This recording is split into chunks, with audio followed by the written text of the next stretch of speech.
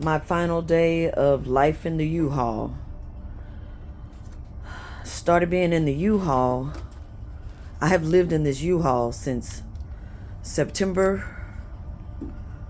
14th. No, it's not September. Lord, I don't even know what day it is. February 14th, Valentine's Day. Valentine's Day, I was sitting on this sofa right here. It's a sectional, brown leather sectional. This is me organizing how to get out of the U-Haul. That's all my clothes. I got a stack of blouses, a stack of t-shirts, a stack of head wraps, a stack of, that's actually it's my Muddeal house robe, but a pair of scrubs that got out of line. And then these are my scrubs. I'm thinking of, these are my scrubs and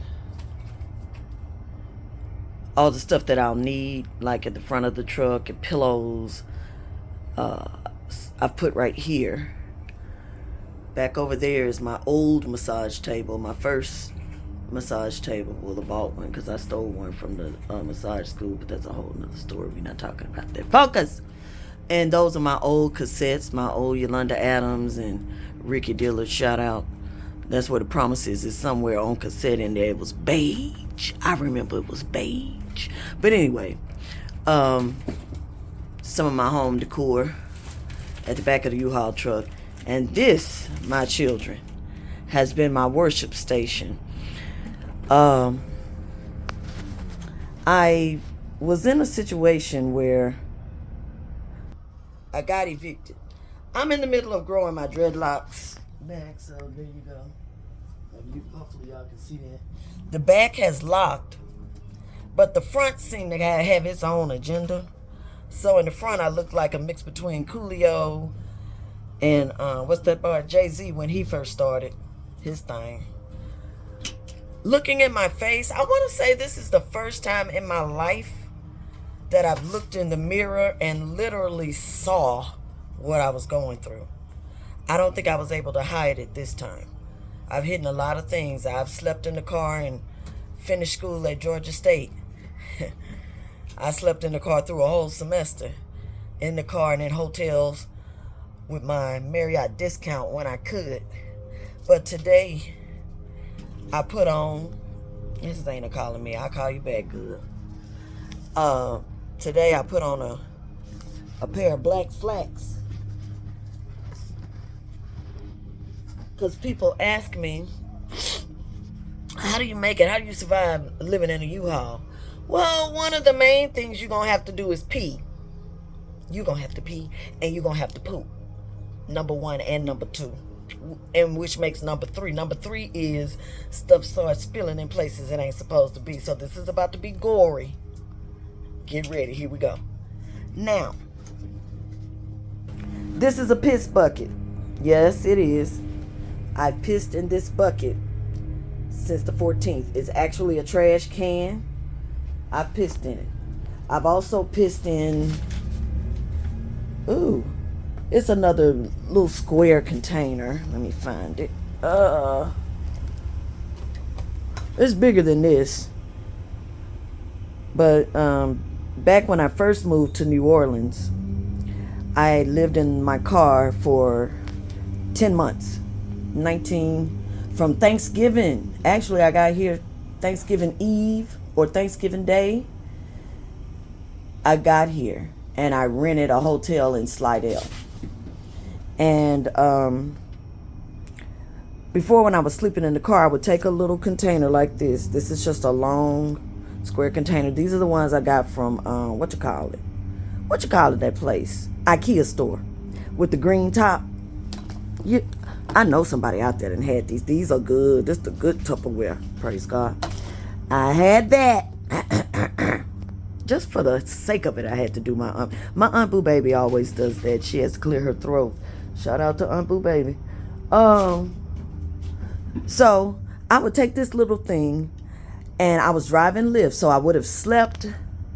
When I first moved to New Orleans, I would sleep in the car, at a Walmart that was down the street. It was on the corner of Loyola and Esplanade. And it's in a town in New Orleans called Kenner. And it's right down the street from the New Orleans airport, the new airport. And I was driving Lyft. So I would go over there, park in the back, and they were open 24 hours. And really, oh yeah, so there were always cars. And there were other people in their cars, but they hid. I never saw them. I don't know how they did that, because I lived a regular life in my car. And I would go and piss in the bushes. There was a set of bushes. And I'm not saying this braggingly. I'm just answering a question that's been asked of me several times. This is extremely personal. But Walmart had like about 10 or 12 bushes lined up along, where there's dirt and mulch leading to their that landscaping area, that's outside.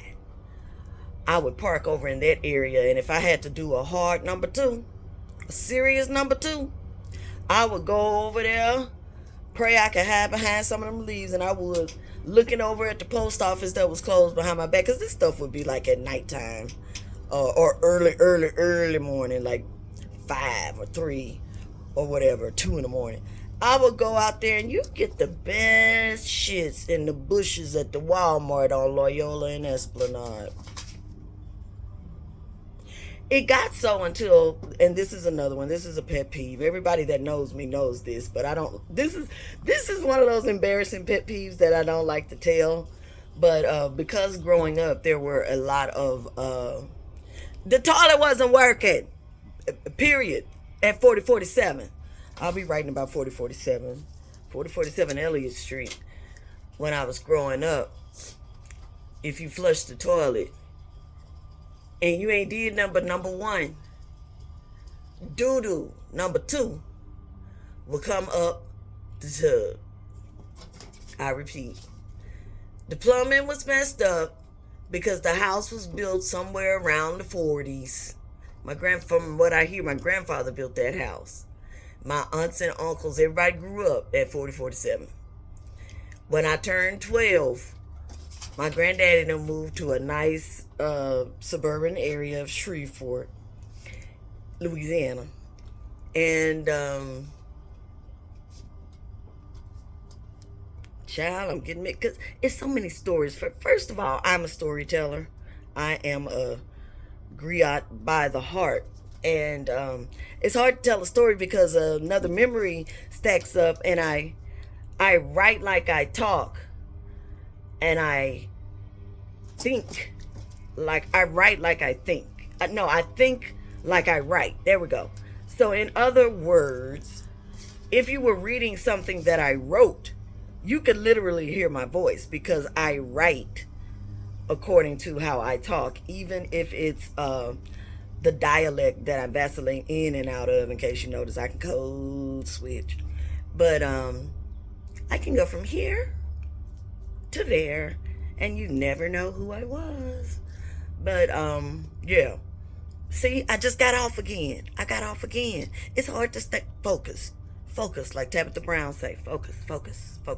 So anyway, I need to brush my teeth. I need to brush my teeth before God. I got white stuff in the corners. Ooh. But I'm living in the back of the U-Haul. But anyway, the problem with the plumbing was the house was old and the trees had grew roots at the bottom that had wrapped around the pipes. And pipes that are put in a house in 1940 by 1980 need to come from up under there. It's definitely by 2024 you need new pipes. And so they were the roots of the tree were wrapped very tightly around the pipes, and it was causing poop to come back up the tub. I'm sure any plumber or anybody that does that kind of stuff will totally understand what I just said. So somehow or another I developed because this went on when I was a teenager for a minute. All of this to explain to you why I would rather shit and piss in the bushes at Walmart versus go to the nasty bathroom. Go to the nasty bathroom inside of Walmart. Because that makes sense. Go find one that's clean. That makes sense. But that don't make sense to me and my trauma about toilets. I'm not trying to be funny. I'm not making this up. I have trauma about toilets and bathrooms. My lips are chapped. Let me find some Carmex. I'm trying not to cry. I actually shared this a little bit in one of my stories. If you know me, you would know it. If you know, you know. If you ever read Cuparessa is like a little fantasy mix between Wizard of Oz and The Wiz type of thing about a young girl in foster care. And she ends up in this land, unicornish type of land. Anyway, with all my little songs that I wrote, I just love it. I'm excited about producing with people like, you know, Tony and Jason White and all the others, because I be coming up with it. God gives me the music. And it costs the price of living in the back of a Uhaul. Okay, see, I digress. Undigress yourself. Undigress yourself. Undigress yourself. Undigress yourself. Undigress yourself. Digress yourself. Okay, I'm a little dizzy because I had my third stroke in 2021. And I can still grip with my left hand. And think with this brain. Been speaking over my brain and my body. My arm can lift. 3 strokes. I can walk straight to where you can't look at me until I've had a stroke. This arm, I had surgery. Now this is a little slow because I'm still healing through this. And this is the thing, when it comes to a sore arm or an arm injury, anything from like the very top of the shoulder down to the fingers and across the chest down to heart chakra is, the top of the rib cage. I forget the name of that. What is the name of that? There's a little bone right there above the diaphragm. There's a bone, but that's where heart chakra would stop. And when you're dealing with pain anywhere in those areas, from your fingers down to across your chest and around your back, thoracic area, probably be T1 through T6, not all the way down to 12 goes into a whole nother chakra. But anyway, in the middle of your back, that's heart chakra. And that would be things that hurt you, like somebody come twisting your doorknob in the morning and putting your stuff out before you can finish packing. And you can't pack because there's been so much disappointment, and you got songs you want to produce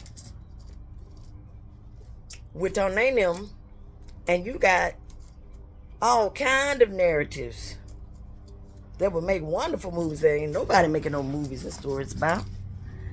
And you trying to figure out where you gonna live. So how you gonna finish all of that? So yeah, stuff end up sitting around. Stuff end up getting like this when you got all of that. Well, I'm organizing. That actually is an organized picture of my stuff. So back to the story with the toilet. I was talking about the toilet. Okay. Toilet. The toilet.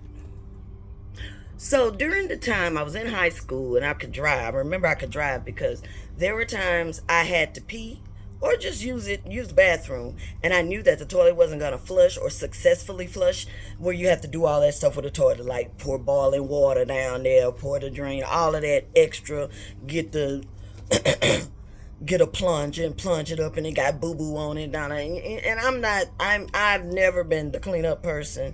I know how to clean, but I've never been the cleanup person because there's trauma behind that too.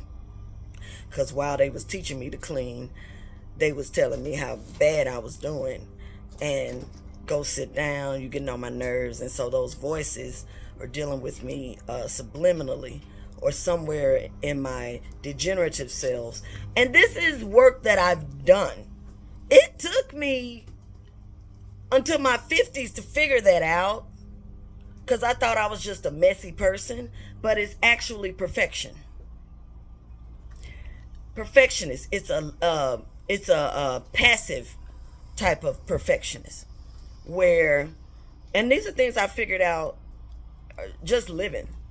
A passive perfectionist, and reading stuff too, but a passive perfectionist has an idea of how things should go and what order they should be in. And I guess it would have a little bit of control freak to it too, I guess. And if they can't have it that way, then they won't do it at all. And that's why my house can be messy. But when it's time to clean it up and turn my house into a spa and have a client come over for a session, I can turn that motherfucker up into motherfucking motherfucking. But yeah, I can turn the my little living room. I was living in a 1-bedroom, sleeping on the sofa. That was my bed. And leaving my room. I didn't invest in a bed. I wasn't concerned about getting a bed because I wanted to, when I run my business through the house, or anytime anybody comes for a massage work or body work, I wanted to be able to turn the room into a spa. I didn't want a big old bed up in there. When you got a 1-bedroom, you don't have a choice of another bedroom. So that was why I was sleeping on this sofa,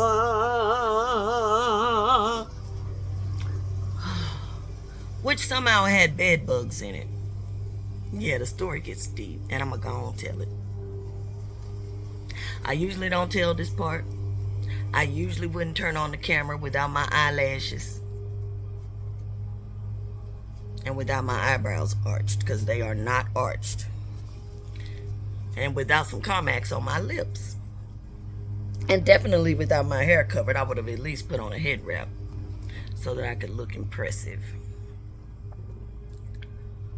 But this is where I am with you. I know I have been broken down to the lowest common denominator. Anytime I'll come on looking like this, I'm down there. I think this might be rock bottom, maybe. I guess sleeping on the actual pavement, God forbid, don't get no bright ideas. No bright ideas, this good enough. I found myself saying this morning, God could have left this part out. He could have left this part out. And I could have done without this part. But, you know, who knows, whatever. So many storylines in my head on this. But anyway, what's it doing?